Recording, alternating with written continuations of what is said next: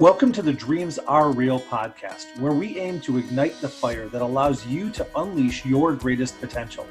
I'm your host, Dan McPherson, and I'm on a mission to help you own your story on the way to building your ideal life. The first step toward achieving your dreams is to overcome the momentum of zero. Take a step and let that motion dispel the emotions of fear, worry, or self-doubt.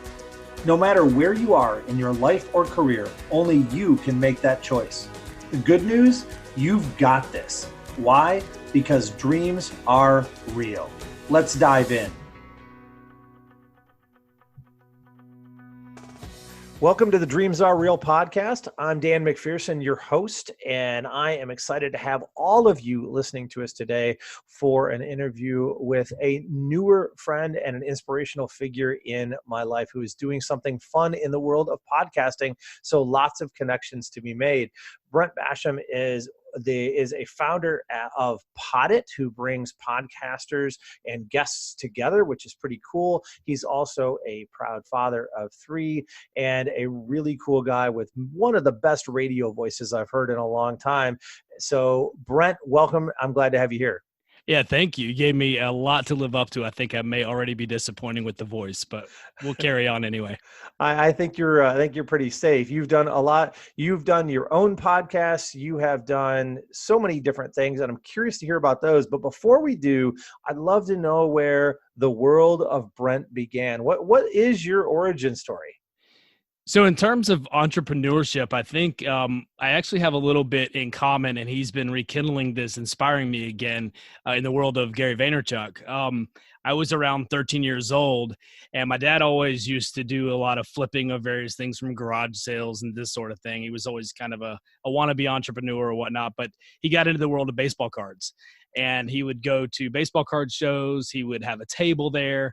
And I actually started buying some cards, picking out players, and really kind of turned it into a side business even at 13 years old. So that was where I got the bug, really got bit by that entrepreneurial bug. And in fact, carried it on into high school, college, still dabbled around. And I actually, true story, bought right as Mark McGwire broke the record of home runs in a single season with Sammy Sosa.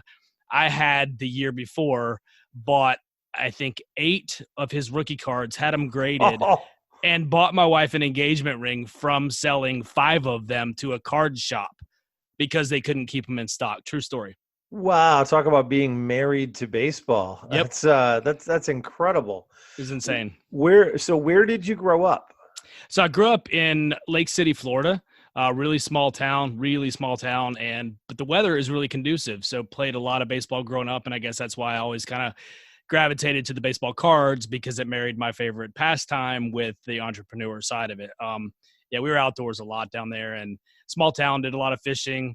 Didn't grow up with technology because I'm a little older. I'm a digital immigrant trying to raise some digital natives, doing a halfway good job some of the time. But that was the reason for our podcast, actually. Yeah, I grew up down there in small Florida and then moved up to the Atlanta area and kind of have been up here ever since. That's really sounds really fun, and getting to play baseball and then get engaged with it. I remember that summer of Sammy Sosa and Mark McGwire. It was a pretty fun time. It was insane. Yeah, I mean, it re-energized the sport. Unfortunately, the baseball card market, they got greedy. And that was a lesson, I guess, too, was that they got really greedy and once the popularity grew, they sort of oversaturated the market with too many sets and too many refractors and all these sorts of things. Anybody knows anything about baseball knows that Beckett Price Guide was essentially the Bible of price guides for cards back then. And you could look from like 1952, well, it was 51, but 52 was the Mantle rookie card, all the way up through like 1990 was maybe a couple of pages. And then from 90 on up to like 94, 95, when they started really polluting it, was like 15 pages. And that's because there was so many more cards being produced and sets. And so as a kid, which a hobby originated for kids, you couldn't keep up anymore. And then there was no single rookie and there was all these other different sorts of things. And unfortunately, they kind of destroyed a hobby. But it is what it is. And you learn and you grow, and hopefully my kids will have some other hobbies besides video games that they can enjoy in their youth. Video games is a pretty natural hobby for so many people. I'm guilty myself, but I may be guilty of drawing my son into it. But now he's well down the path himself. Yeah. Well, I try to play, we do have, because we were raised in digital natives, I do live in that world with them. I did come up on Nintendo and all of that too. We just try to restrict Fortnite to some extent. I think that too much of it can kind of really get in their head a bit. But I love playing the old school way where it's all in the same room together, Right. which is foreign now. But Nintendo still does a pretty good job. I'll still love to play some Mario Kart, some Smash Brothers with the kids. It's fantastic to throw my daughter off a building. It's one of the greatest things in life. And I'm sure she feels the same way in reverse. Absolutely. No greater joy than to beat up dad on the TV. That's for sure. I think when we play a fighting game or something like that, my son's pretty happy, especially since he's better at them than I am. So it doesn't end well for me. Oh yeah. Well, for me, I've been smack talking since they were young, so they definitely reciprocate. So I guess I deserve it. I think that is how it works. So I want to hear about your podcast in a moment, but I'm curious, how do you respond when other people ask what you do? I had to ask a little bit of what you do, even though I know broadly. Yeah. So, it's an interesting thing, that question, what do you do? Because I think most people would say their career. I was listening to a podcast recently about how if you wrap your identity up in that and then that goes away, then you really lose your identity. And this is really happens a lot with like military people, because they're really tied into that identity and the hierarchy and all that sort of thing. And they come out of the military and then they lose their identity. So all that to say, I try not to identify just with an occupation, which I do have currently, by the way, sales engineer by trade. But I think if somebody were to ask me what I do, it's creating this platform, because that's putting something into the world that I really love. Or I might tell them I do the podcast, which I don't do now. But when I did, I would refer to that more than I would an occupation, because if I'm going to be defined by something, I'd like it to be something more that I created than something that maybe I like, but just kind of pays the bills. So something that's part of you rather than just something you do. Definitely. So tell us just a little bit about the podcast and the platform to give our audience an idea of maybe better clarity than what I said of what that is.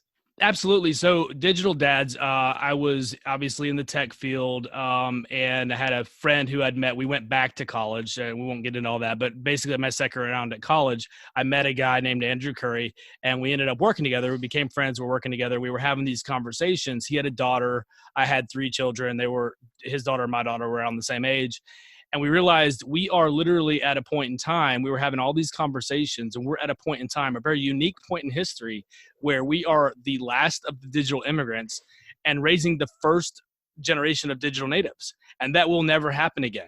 And we are struggling, and there's amazing benefits and there's drawbacks, and it's just a unique thing to talk about. So we thought, well, we should make a podcast about that, because that's what people do. And we had no clue. We were very bad. And then around episode 6, it became really fun for me, because it was our show. We weren't getting any downloads, because that's the way it works when you start a podcast. And we said, you know what, let's just throw the mic in front of the kids. First of all, let's do a show about Star Wars, because we can do a show about Star Wars because it's our podcast. Right. And we're nerds. So let's just do that. So we did. And then we flipped on the mic and let's just record the kids. And we did. And my daughter did this weird little boom, chicka, boom, boom, boom, Barack thing at the end that you could listen to the show. And we caught it at like 5 years old. And that became sort of I don't know if you ever remember on TV, the sit, ubu, sit. Yep. This sort of outro thing. We just sort of added that to the end of our show, and we started putting clips of the kids at the beginning of the show, sometimes rather poignant. I might ask them about, hey, what do you think when I get mad, or this or that? And we would take that candid little clip to cold open the show, and then we would talk about it. And then at the end, we would do outros of the kids. And that part of it became amazingly fun for me, because it extended my love of technology and all the things in the world, and really tied it into living with the children and learning and growing, and the community became amazing. And it just was probably one of the most fun things I ever did. But it also required a lot of time and effort. And we started getting into there, and this kind of is where it gets into Poddit a little bit, and I won't dive too deep, but we were trying to get really great guests, and I took that very seriously. And like you were saying earlier, we had people coming to us, but I didn't want to just take anybody. I wanted to be very purposeful and very intentional about who we were getting on the show, what we were bringing to our audience, make sure it had value. And as you know, that requires time and effort. It's not easy to do. And especially when you're doing a show about being a great dad, you definitely need to be reflective about, are you being a good dad yourself? And it started taking an unreal amount of time to produce and create and all the things with the kids. And we took a break, which turned it into a pod fade. And so later on, we kind of realized that we could maybe solve the guest and podcast connection part of it and maybe eliminate a pain point for some people since we were in technology. And that's kind of how Poddit was born.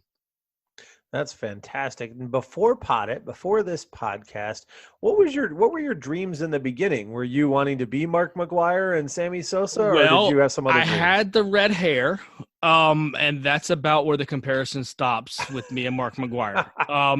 It really, literally. So I played baseball. Well, okay, 8 years old. I was on the baseball field, first started. Apparently, I don't remember actually doing it, but my dad said I was out there kicking the ground, looking around, right field, worst player on the diamond, etc. Terrible, absolutely terrible, disinterested, etc.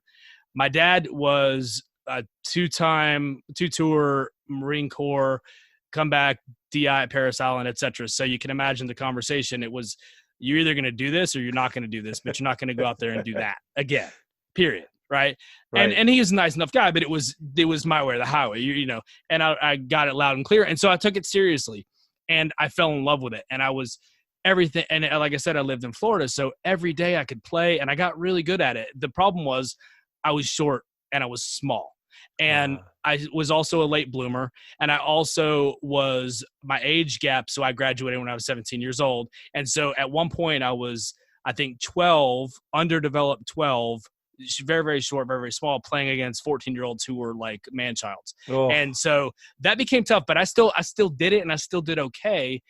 When I got to high school in 9th grade, I went and tried out and I was deathly sick and I couldn't even hit the ball out of the infield. Now I wasn't a home run hitter, but I could drive the ball pretty well and I knew how to play. And I came home and I had a pity party and I got disgusted and I quit. And I regret it to this day. I don't think in hindsight I would have been able to make the majors. I was a small guy, but you know what? With the talent, I had talent, and the problem is I don't know what would have happened, and I regret quitting because at least on those terms. Right? I think there's a lot of truth to the fact that people don't regret what they do; they regret what they don't do, and this sounds like a prime example of that. Yeah, and there's a part of me that always kind of it's unresolved. I don't know. I mean, you kind of do know. I mean, I look at Mike McGwire and I look at myself in the mirror. I get it, but at the same time, there's other guys that aren't that big that are talented, and you just don't know for sure. And I think at the end of the day, you don't want to leave on that kind of terms. And I did. It was a lesson learned. I moved on to other things. I couldn't be happier with my life, my kids, and everything in my life. But yeah, that was my dream, and it just went away the wrong way, unfortunately. So your dream goes away for that, but in the meantime, an entrepreneurial seed had been planted. Yep, thanks to baseball. Right, thanks to baseball. So you got a real life segue. Yeah, I did. Luckily, right. And it's interesting because I think one of the lessons I got was you never know. Sometimes you get into this mode where you're all down. And even though that was my decision to quit, sometimes things come up. I was sick. That was forced upon me. Whatever challenges or things come up that sort of change the trajectory or difference of our life. Most of the time I've learned it's more about how you respond to it and what you do, because sometimes you have better opportunity that comes your way, but sometimes we've got our head facing down and we can't see what's right in front of us. That's really presented to us an opportunity to grow and be more. Maybe I wasn't going to ever be a baseball player, but I couldn't see that. So maybe this was a nudge in a direction that might actually have been more fulfilling to me. But if I was too busy complaining about it, I could never see it. Right. But at 14, what are you going to do? Fair enough. At 14, it's hard to have the wisdom that you have later and look back and go, man, I wish I had it then. Right. Yeah. It's easy to understand maybe when we're a little older that life is 10% what happens and 90% how we respond to it. But when we're 14, that 10 almost always controls the 90. Yeah, well, and I get it full circle because my 14-year-old now doesn't really want to hear it most of the time. So, yeah, it's pretty. I have a 16-year-old, and getting him to learn from the lessons that I have encountered has been a little more of a challenge than I would like. I want to. sometimes I want to say to him, how about you just work like I do with some of my clients? And I don't know, listen, that'd be great. Right. Trust the fact that I've been around for a minute, and also I love you. So right. what's the problem here? Well, they honestly want to be their own person. And the thing is, right, they're their own people. They're amazing. We love them to death. And we were probably a little stubborn then, and they may have gotten a bit of that from us. For sure. I will own that 100%. Yeah, yes, as will I. As you start Poddit, what is your dream for Poddit? As you look forward, what does that look like? It's funny, Dan. We started off, scratching that itch, right? We wanted to solve this problem and the pain point and everything else. What I've sort of grown to realize is that there is enormous, like what we're doing right now. You and I connected through obviously groups on Facebook, et cetera, but through ultimately a podcast interview. And I think that coming from the before this conversation, during and after, we have connected and grown, right? We are going to be better in some capacity a lot of times from these interviews. And what I've realized is that's just one area where people in the content creation world, people that are purposefully living with passion, purposely trying to do something good in the world, not embroiled in negativity and conflict and, he said, she said, and all this kind of stuff, but people who are purposely focusing on right, good things and growing things can connect and grow in more ways, and we've sort of come to this sort of epiphany where a lot of social networks out there like Facebook are very much about connect and show. Right. Let me show you where I was at. Let me show you. Let me present myself to you in a certain way. And what we envision for Poddit is this can be a network, a social network eventually that's really purpose built for people like us, where we can connect and grow.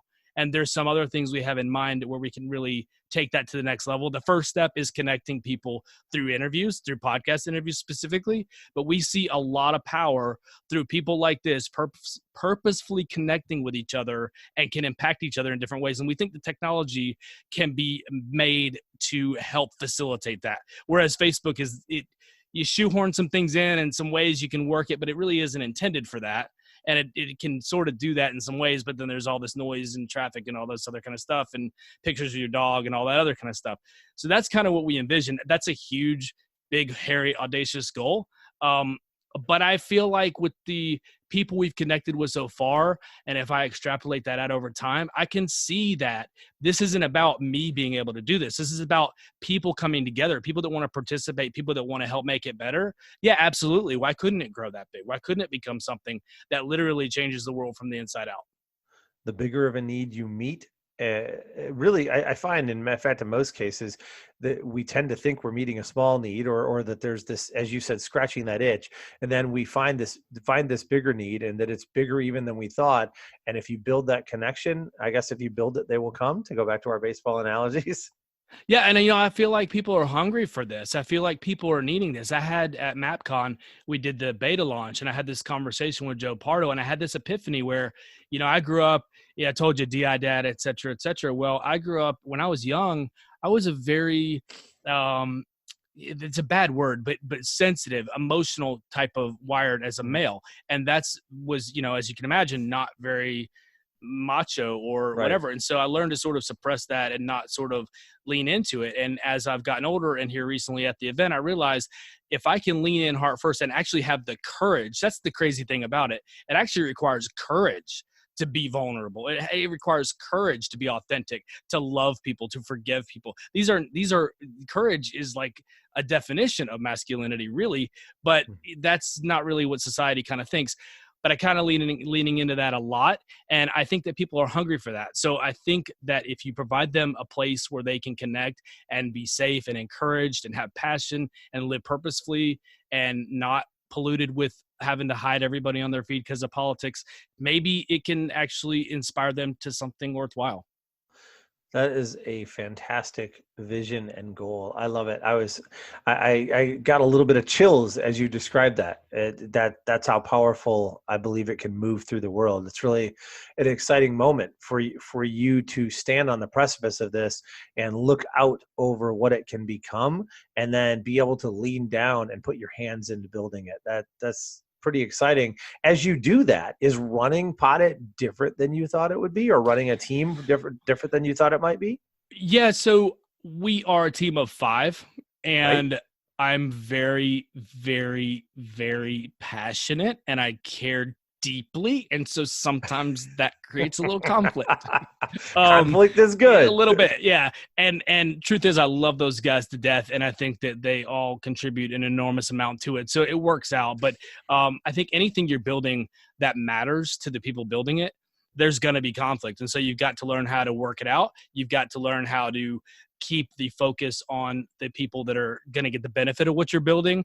And I also, I think it's tricky because you run this sort of challenge of because the sooner we can monetize, the sooner everybody can put in more effort, et cetera, right? And we can also fulfill the promise of what we're trying to do. At the same time, you don't want to make it about the monetization. You want to make sure you focus on creating value and building something that's useful to people, and knowing that the monetization is more a result of what you built, not the goal of what you built. Right. But that can be tricky at the beginning to figure out and to continue sustainability so that you can actually deliver on what you're trying to create.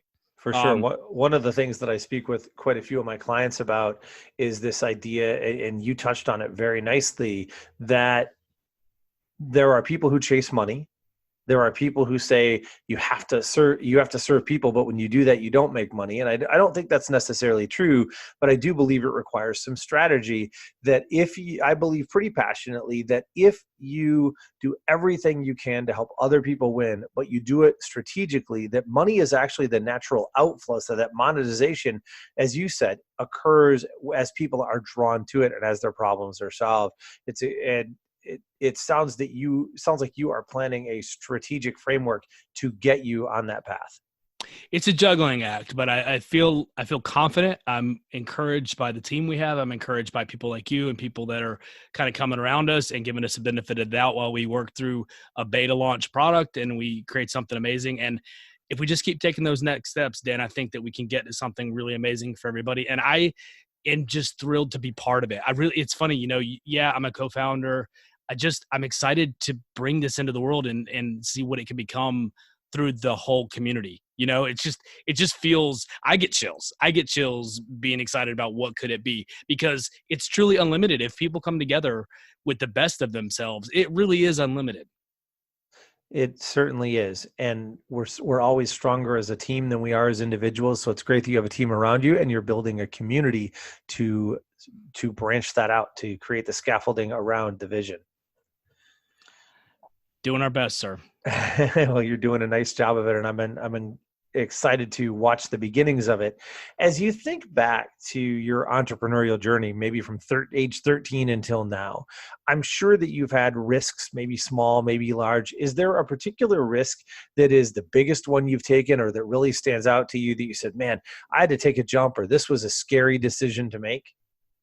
I've had a lot of failures. I have story of an entrepreneurial journey, right? Oh man. Yeah. I have risked a career change I didn't mention I was in restaurant management for a while, and I risked that and had some pretty crazy life transformation to go back and get a computer science degree and change careers at a little bit of a later age. That was scary. And also, I ended up taking an organic chemistry class, weird story, but to complete the degree in a shortened summer semester. And I didn't know that I could do it. I've always thought it's I was a hard class, kind of smart, but it's different when you have all these responsibilities and you're older and you didn't get through school the first time, and you just don't, doubt creeps in, Right. And yeah, but getting through those things, I think, lets you begin to trust yourself a bit more, that, when I come into difficult circumstances, and we will, inevitably, we are going to, that's one thing about life. You're going to encounter a death of a parent or, just whatever, hopefully not anything on the other generation, but life will throw things at you. And I think as you learn how to traverse those things, you're able to stretch and do more. And for entrepreneurs, that's an amazingly important thing for you to learn, is to handle the things that come at you. We've already had things come at it as Poddit, and I realized, my wife's like, wow, you just handle that stuff with like no sweat. I'm like, well, I guess you just get used to the shrapnel coming at you and you just kind of dodge it and go forward, because you're so focused on where you're going that you sort of stop paying attention to all this stuff coming at you. You just push through it. Do you think there's a little bit also of this idea that it works a little bit like sports and moving from one level to another. And let me share what I mean by that. When you think of college football player, and he goes to the pros, and he's a very good college player, or he wouldn't go to the pros. And his first year, he's interviewed, and he's asked, "What do you think about the game?" Generally, the response is framed around, "Man, the game's really fast. I'm just trying to focus and keep up with it." You take that same player and you interview him 2 years later when he's an all-star or an all-pro, and you ask him what changed. And the most common response that I hear in the interviews is everything slowed down. Now, of course, the game didn't change, but his perspective, his ability to keep his head up, to look around, his familiarity with the things that were coming at him allowed him to be able to have a much greater capacity and handle things in a much different way. Do you feel like that's part of it? That that's a similar process? Yeah, absolutely. Unfortunately, I was probably the first person in my family to go to college and complete the degree. So I didn't have anybody that maybe necessarily could guide me through that process. But after going through that and going through new jobs and different things, I understand now, and I try to impart on my children that beginning part is going to be uncomfortable. Expect it. And I never learned to expect it. But I think when you do, it's like when you get up and you ride a bike and you fall down, or I heard an analogy the other day where a kid's trying to walk and he's falling down. It's scary and it's intimidating. You just crawl for the rest of your life? No, you don't. You get up and you walk and you figure it out. And then after a while, did you think about walking today, Dan? Because I know I didn't. Right. But you're right. 100%. The perspective over time changes. But the sad thing is, I think in the world, in our school system, and I won't go off on it. If you want to listen to Digital Dads, you can go listen to our take on that. But, the school system was built for industrial age robots, and not robots like robots now, but robots like robot workers. And the downside of that is there's a pass fail mentality, and even my kids fight it, and we stress to them what matters is your effort. You're gonna mess up. If you're doing something new, you are not gonna be good at it. You're gonna suck. That's just the nature of it. You're stretching past your comfort zone. What is it? 7 Habits of Highly Effective People. When you get to that edge of your comfort zone, you're going to encounter fear. The only difference is, do you shrink what you can do, or do you push through it and become more? And so hopefully people will push through it and become more. And part of that is knowing, like you said, that the perspective at the beginning is it's going to be intimidating. It's going to be tough, but that's okay. Keep going. Right. And that allows you to build, if you think about it metaphorically, you're building the courage muscle. You're building these other muscles of things that you become good at. And the more that you do them, the better you will be at them. You are spot on. As you look back, I like to think about the newer entrepreneurs who might be listening to the podcast, or those who are considering taking one of these leaps that you and I and others have taken as we try to build the airplane on the way down.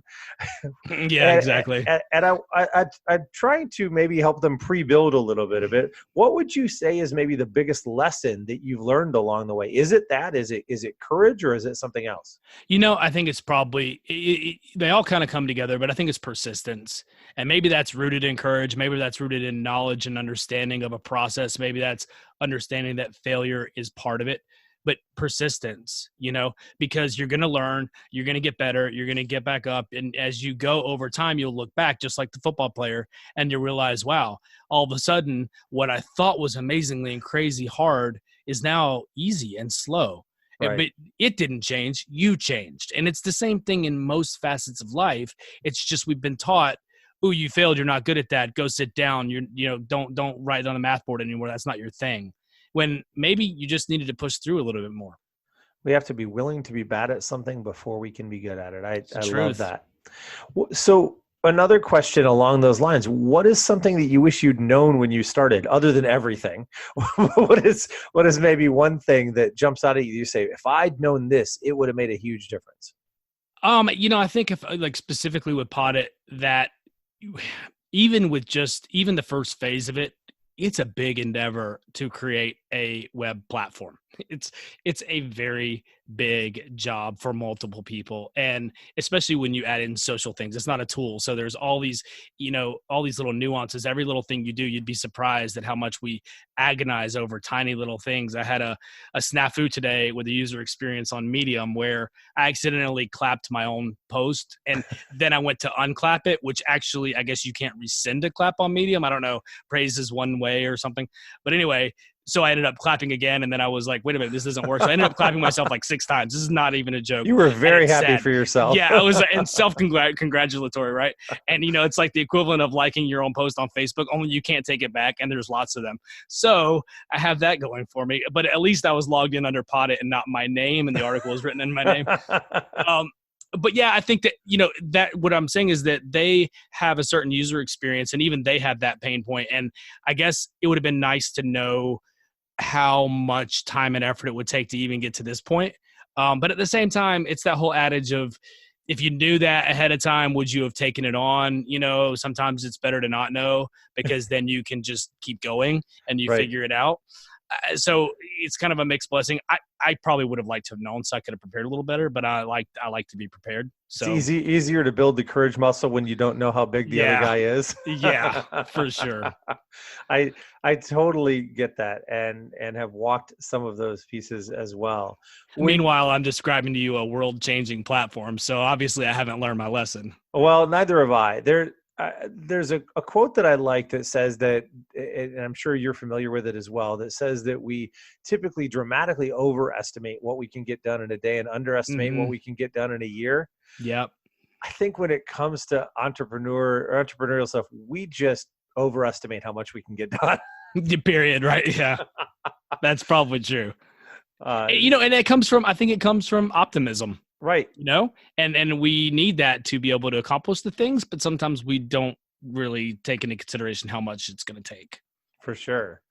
What do you think is the most important characteristic for an entrepreneur? If you were to pick out one thing, there may be 5 or 10, and if you want to pick a couple, that's fine. But what's that hallmark that you say, if you're going to be a successful entrepreneur, this is something that you've got to have?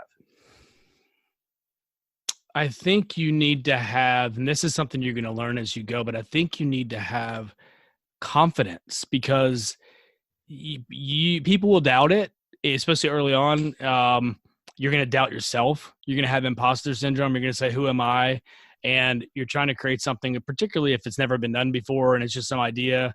And a lot of times that stuff gets shot down either through friends and family or through cohorts on the internet, Facebook. They're not always encouraging. Some groups are fantastic, but people are kind of quick. A lot of people that aren't on the field playing are quick to throw things at people on the field, unfortunately, in our society.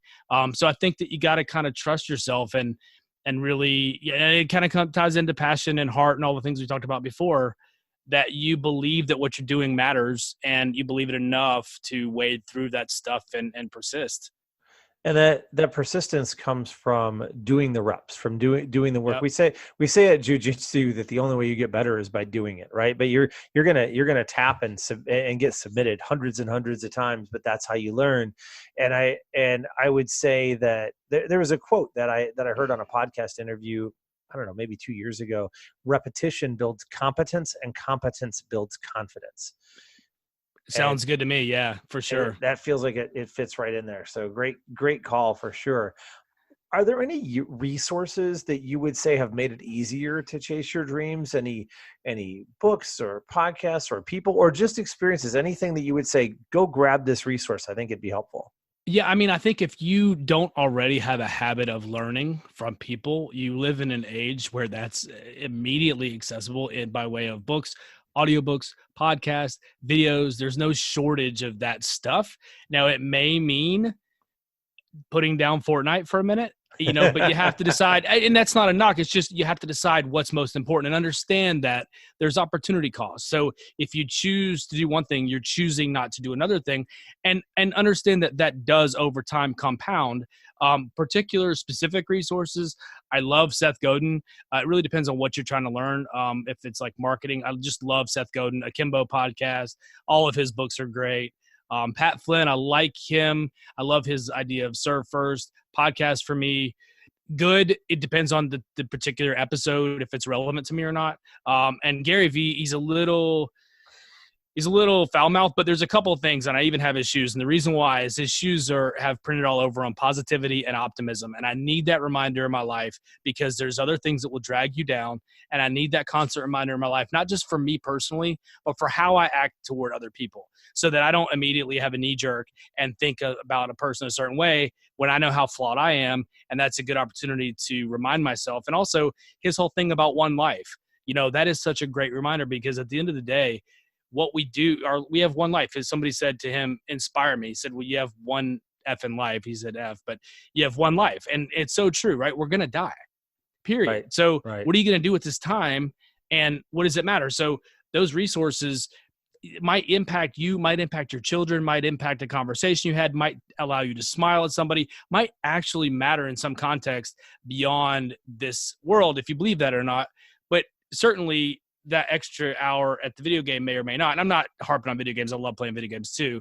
I'm just trying to drive home that point that there is an opportunity cost for what you do. So be aware of how you spend your time, and use that commute time, use that gym time, use the time cleaning the house to learn, because 15 minutes a day, 20 minutes a day adds up to a lot over time. It does. I'm very passionate with almost everyone I'm connected with of challenging them to spend 15 minutes a day on getting better. So yeah, I love it. One book I do want to mention, if you like the idea of like trying to grow something via word of mouth, there's a book called Contagious. I think the author is Jonah Berger, if I'm not mistaken. I think you're right. Really I know the book, but I think really you're right. good, Yeah. and not a dry. It's got a bunch of stories, and influenced by Robert Cialdini is also really fantastic. It's like that one's just more fun and interesting. This Contagious is really nuts and bolts about how to kind of create word of mouth, and it's really cool. And I'm seeing it work, so check that one out. Yeah, I think that and maybe building a story brand, all of those. That's a good one too. Yep, connect really well. So after doing all of the things that you have so far, and yet looking out and seeing how much distance you still have that you're excited to travel, how do you feel even at this point when others look at you and say, Brent is an example that dreams are real? I feel like you're talking about somebody else. I feel like, I'm incredibly humbled. I hope that if you see something that I'm doing that you think is pretty cool, that it inspires you to do something in the world. Like, I really hope, and you hear this from people who write books all the time, whatever, but I really hope that if I ever do accomplish something big with the thing, that we don't get put on a pedestal or anything like that, people realize this is attainable. These are not the monetary success. That's kind of secondary, but like the fact that you can actually go out there, dream something big, put it into the world, people can resonate with it, and you can impact the world in your own unique way. That's attainable. And I hope that if they do see anything with what we're doing with the Digital Dads podcast, which didn't have a bunch of downloads, but we had dads in the delivery room emailing us, telling us how much we helped them feel better equipped to be a dad. They were scared to death. And by listening to our podcast, they felt better equipped and confident to handle being a dad. What's better than that? Right. The money of a platform, no, it can't touch that. It's that human to human interaction and connection that really makes the difference. So that's what I would say. I would hope that we inspire you to do, and we've seen people in the group creating a group. We've seen podcasters creating podcasts. And so that's the rewarding thing for me, is seeing people be inspired to actually do their own thing. And they're looking at me and say, no, but look at you. Like, what can you bring to the table? What can you put in the world? Because it's not about like me or you, it's about all of us. So hopefully they get that. Serve others, inspire them to change their lives, which then inspire others to change theirs, and the chain Ripple reaction effect continues, man. That is fantastic. As we begin to wrap up, we have arrived at the time for our Fortunate Five. Sweet. Our Fortunate Five are a few questions about the past, the future, the present, but they're all things that are fortunate experiences, fun or adventurous things we've done. And in fact, the first question is exactly that. What is the most exciting or adventurous thing that you've ever done? So I was struggling with this one. I guess I'm not very exciting. My wife drugged me into something kind of exhilarating on our honeymoon in Las Vegas almost 20 years ago, actually. We were on the top of the stratosphere, and she ran me up to the front where there's used to be this rickety little 2-seat roller coaster. We got in the front of it, and it immediately begins to nosedive off the building, and it just felt like it was going to fall apart at any moment. That's pretty exciting. Yeah, I didn't get it annulled. We continued. We stayed married, and that was just still married test. today. Yeah, she was loving it, and I think she was loving my reaction as much as she was loving the ride. So, it's good that wasn't now, because you'd have video of that to live with forever. Oh yeah, and I'm sure, given my kids, I'd be shown every day. So. Fair enough. What's something that you wish you were good at but aren't yet? Yeah, so public speaking. Absolutely, I get terrified public speaking. When I was in, I guess, high school, I would read a 5-minute speech that we prepared. I could knock it out in about 2 minutes. That's how fast I would talk. And looking down at the paper and shaking the entire time. And I don't even know what happened. I was in such a state of terror. It's not quite that bad now. In fact, I've had a couple of times when I've been up in front of people where I've been exhilarated, and those go really, really well. But sometimes I get in my head too much, and then it's just it could be better. For as much time as you've had behind the mic, I know you would think otherwise, but in speaking with other podcasters, it's not uncommon. It's one thing to be on radio and a different to be on TV. Yeah, I think there's a similar comparison. So good. I'm sure you will continue to make progress in that area, and from what I've heard, you connect very well. I hope so. I'm very interested in the next answer, because you worked in the restaurant industry. So what is the best meal or food experience that you've ever had? I'm sure you've had some scary ones working in that industry. Yeah. What's the best? Yeah. So, I mean, I think I make a pretty darn good steak on the grill. But in terms of experience, and unfortunately this was not with my family, but I had a work opportunity I had the chance to go to Malaga, Spain one time, and we did a tapas over there. Oh, that was an unreal experience. It was just, the whole thing was surreal. Now, I was with because the company I was with was out of Britain, of right near London. So I had to listen to all the Brits talk about how that's like their vacation spot, because it's an hour flight. Right. So it took a little bit of the allure out for me, because they're just like, it's like no big deal. But for me, it was amazing. I mean, I was in Europe, I was in Spain, I was sitting there having tapas, and we had like this dessert wine at some little, it's just as authentic as you can imagine. So that was really cool. So hopefully I'll have a chance to do that with my family. That's an incredible experience. I have to ask you, because my assistant who listens to this as he's doing some of the edits is going to ask, how do you like your steak done? Medium rare. He will love you to death. If you cook it to, I'm sorry, I hope I don't offend people. Oh, if you cook it to well done, mad at me. If you cook it to well done, I don't even know what the point is. Don't eat steak. Or don't get a good cut of steak anyway. I order really high quality steaks, and I cook them. I often cook them myself, and I must admit, well or extra well is how I make them. Wow, they come out so dry though, right? No, I found some ways to cook them that leave them moist and tender. But, is it a fear of the bacteria and all that kind of stuff? No, or is it just it is a little bit of that. It's mostly texture, actually. Okay. But yes, I get mercilessly picked on by so many. I'm sure, especially by people who think they're foodies and into steak. I mean, he will really appreciate that I just asked that and called myself out absolutely on the podcast. So I'll hear about it now, for much like you would have heard about the roller coaster ride. This is going to exist for a long time. Fair enough. So moving away from food, what is your dream travel destination? Where's someone you haven't been that you're like, I want to be there? I'd love to go back over to Europe when it's more, because that was mostly business and we did have an opportunity to go eat and do a couple things, but I'd love to take the family over and do a month-long trip. The kids are getting older. My youngest daughter is 9. So once they kind of get a little bit older in the high school range, I would love to do hit a couple of different countries around Europe and just take them over there for like a month and just have like a life-changing experience for the interesting nature of just seeing it. But also I think it's so broadening to go to different countries. I think, and I would love my children to have an opportunity at a relatively young age to see other parts of the world, because I think that really gives them perspective on other cultures and just changes their whole life about what they think about the world. I agree. I've had that experience with my son. We were fortunate to be able to take him for our 20th anniversary. We took him to France and to the UK, and it changed his perspective pretty dramatically. And I know even for me, recently going and spending a month in Asia that's changed fantastic. a lot of my perspective as well. Yeah.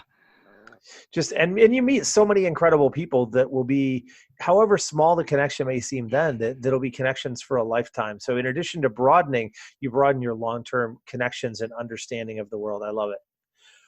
What do you hope or believe will be the most exciting invention, other than Poddit, of the next 30 years? So yeah, I would not throw us into that. So I think that robotics and AI, I was looking forward to this question, and I have to warn you, I have a snarky answer at first, but robotics and AI are coming together. So I have my fingers crossed for real life Transformers. Nice. Hopefully just Autobots. I don't know. The Autobots roll out, man. running around would be a great idea.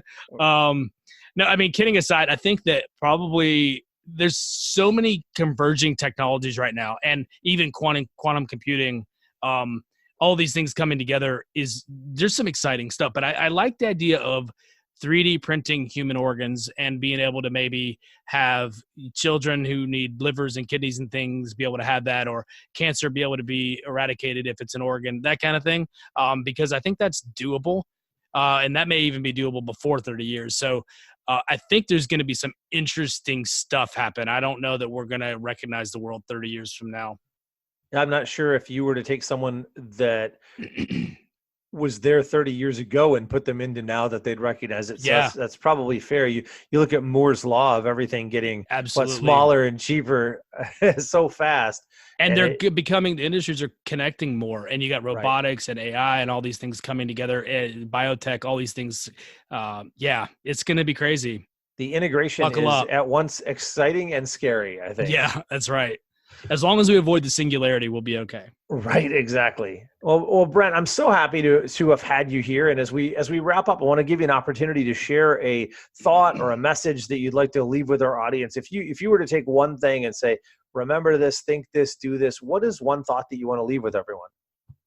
Yeah, I think to steal or borrow, creatives borrow, right? We borrow from each other. Right. From Gary Vee, I think we have one life, and make it count. Follow your heart. Don't be afraid to be passionate, be authentic, vulnerable, encourage people, be loving, forgive, all these kinds of things you hear, but be brave enough to put that into the world, and don't worry about what somebody did to you, or realize you're just as fallible, and we make mistakes too. And in the end, this is the stuff that's going to matter, and the legacy we're going to leave, and the impact we make, and the ripple effect we put out into the world. So, really focus on just being a better person. And I think a lot of things will gravitate toward us if we do that. Great message. How can our audience find you? How can they support you? Where should they go? You can see the platform at poddit.net, and you can find me on Twitter, Brent Bash, or you can BrentBash, or you can come join our Facebook group in Poddit.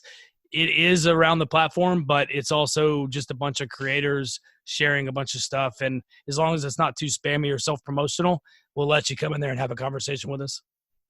Great. And it is a great place to have a conversation. I've met a number of fascinating people there that I'm sure I'll be connected with for years. So I encourage all of you guys to join us over there, join the conversation. And if you're interested in being a podcast guest, or you are a podcaster or getting into that, it is a great place to go and make the right connections, meet some fascinating people, and see it done well. Thank you so much, Brent, for joining us. And I'm excited for your future to see where you go. And who knows, maybe the AI will interact with your whole world, and the integration will include Poddit.